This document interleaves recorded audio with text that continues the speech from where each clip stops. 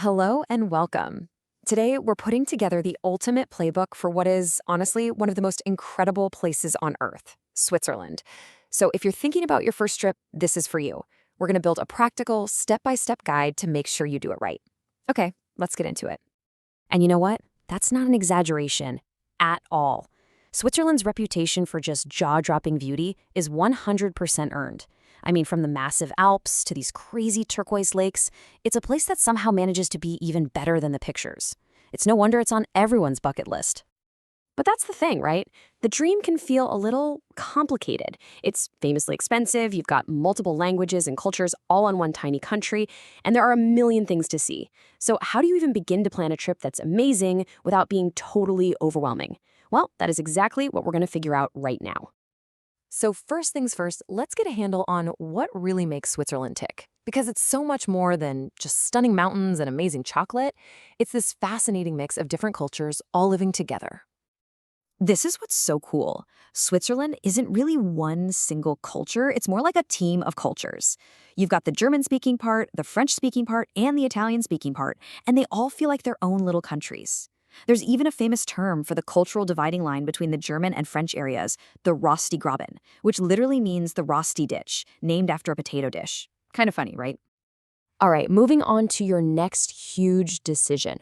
When should you actually go? Because let me tell you, in Switzerland, the season you choose is going to completely change your entire trip. The two main seasons offer completely different worlds. Summer is all about these vibrant green meadows, hiking for days, and jumping into crystal clear lakes. Winter, though, that's a whole other vibe.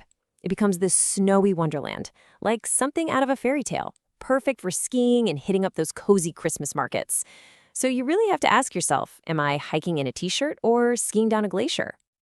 Okay, let's talk about the logistics of getting around, because Switzerland's public transport system is, and I'm not kidding, a work of art. Seriously, forget about renting a car. The trains, the buses, the boats, that is the real key to unlocking this country. And the way to do it is with the Swiss Travel Pass. Just think of this thing as your all-access key to the entire kingdom. It's made for tourists, and it makes getting around on this hyper-efficient network incredibly simple. But wait, it's so much more than just a train ticket.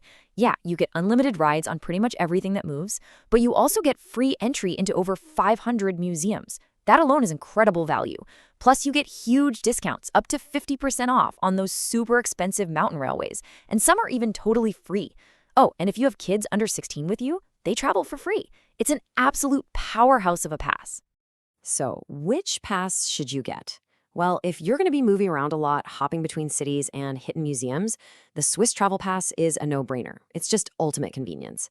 But if you plan to stay in one main spot and just take a few big day trips, especially up those pricey mountains, the Swiss Half-Fare card might actually save you more cash. And for just one long travel day, check out a Saver Day Pass, but you have to book it way in advance. The key is to have a rough idea of your plan first, then buy the pass. All right, when you're going, you've got your pass, now for the fun part. Let's do a quick run through of the absolute can't miss, is this even real kind of experiences. First up, you got to see the icon itself, the Matterhorn. And yes, this is the mountain from the Toblerone chocolate bar. You see it from this incredibly charming, totally car-free village called Zermatt. It honestly feels like you've just stepped back in time. Next, you absolutely have to ride the train to the top of Europe.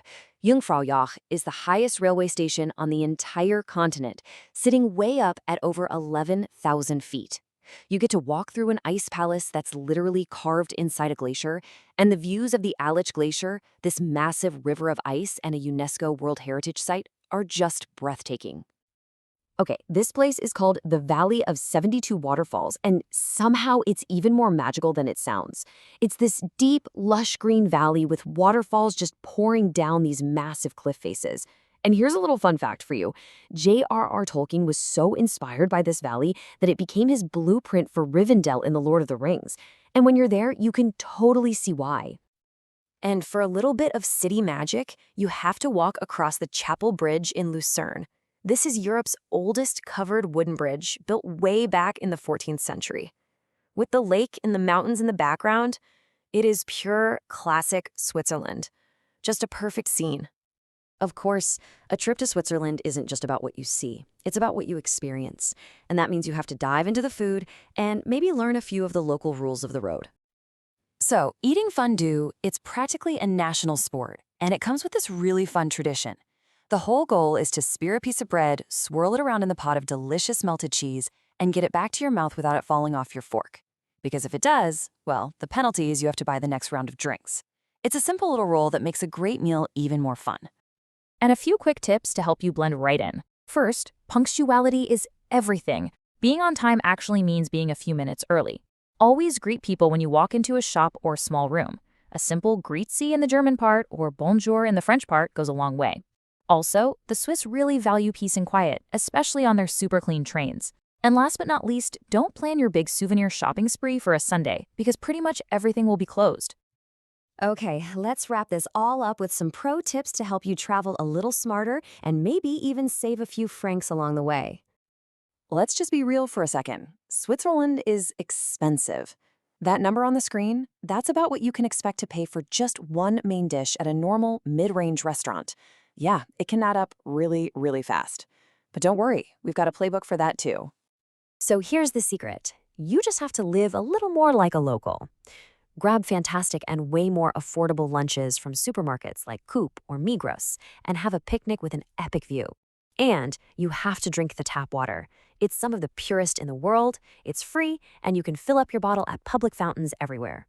Also, always ask your hotel for the local guest card. It often gives you free rides on city buses and trams. These little things will seriously save you a ton of money. And there you have it, your playbook for a first trip to Switzerland. It's a country that's all about these amazing contrasts. You've got this wild, epic nature that's managed with perfect human precision. It's a place of ancient valleys and high-tech trains, old traditions, and modern cities. So I guess the only question left is, which part of this incredible country are you going to explore first?